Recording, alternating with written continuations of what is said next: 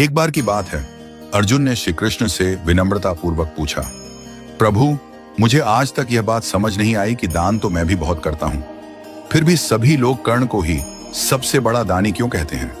यह सुनकर श्री कृष्ण मंद मुस्कान के साथ बोले, अर्जुन, आज मैं तुम्हारी यह जिज्ञासा अवश्य शांत करूंगा।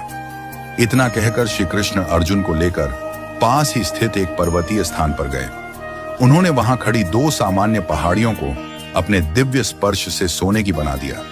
फिर उन्होंने अर्जुन से कहा, इन दोनों सोने की पहाड़ियों का सारा सोना पास के गांव वालों में बांट दो।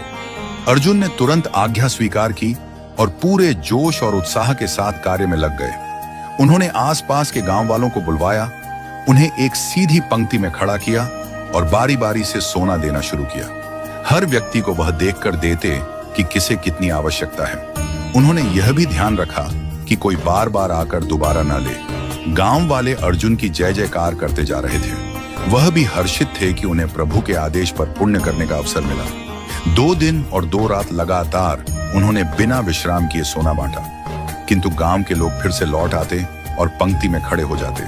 अर्जुन थकने लगे थे, उनके हाथ कांपने लगे थे। उन्होंने आश्चर्य से देखा कि जिन सोने की पहाड़ियों से वह सोना काट काट कर बांट रहे थे, उनके आकार में रत्ती भर भी कमी नहीं आई थी। थक कर उन्होंने श्री कृष्ण से कहा, प्रभु, अब मुझसे यह काम और नहीं होगा, मुझे थोड़ा विश्राम चाहिए। श्री कृष्ण मुस्कुराए और बोले, ठीक है अर्जुन, तुम अब विश्राम करो। इसके बाद श्री कृष्ण ने कर्ण को बुलवाया।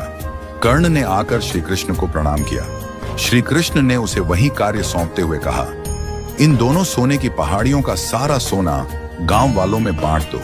कर्ण ने चारों ओर नजर दौड़ाई और कहा, यह सारा सोना आप सबका है, जिसे जितना चाहिए वह जाकर स्वयं ले ले।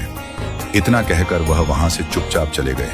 न कोई पंक्ति, न कोई जांच, न किसी प्रकार का निर्णय कि किसे कितना मिले। जो आया, जितना उठा सकता था, उठाकर ले गया। अर्जुन यह सब देख रहे थे। उन्हें अपने भीतर कुछ असहजता महसूस हुई। उन्होंने श्री कृष्ण से पूछा, प्रभु, ऐसा करने का विचार मेरे मन में क्यों नहीं आया। श्री कृष्ण गंभीर स्वर में बोले, क्योंकि अर्जुन, तुम्हें दाता होने का भाव आ गया था। तुम तय कर रहे थे कि किसे कितना देना चाहिए।